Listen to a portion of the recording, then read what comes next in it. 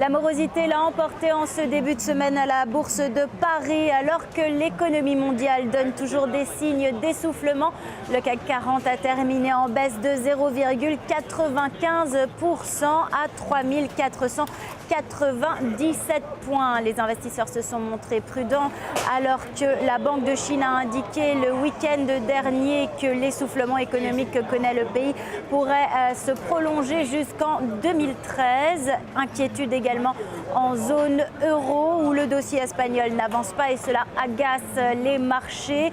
L'agence de notation Moody's doit faire part de sa possible dégradation de notes pour l'Espagne d'ici la fin de la semaine. Autre mauvaise nouvelle en Allemagne, le climat des affaires est en baisse pour le 5e mois d'affilée. L'indice IFO est tombé à 101,4 points, son plus bas depuis février 2010.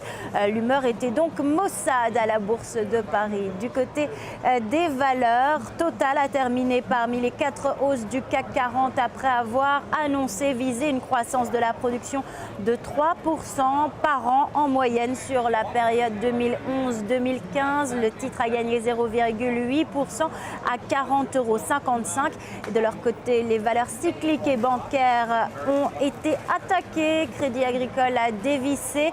La banque devrait injecter entre 600 et 700 millions d'euros supplémentaires dans sa filiale grecque Emporiki avant de pouvoir la vendre. Le titre a perdu 2,4% à 5,70 € et pour son premier jour de cotation sur le CAC 40, le chimiste belge Solvay plie de 1,8% à 93,27 €.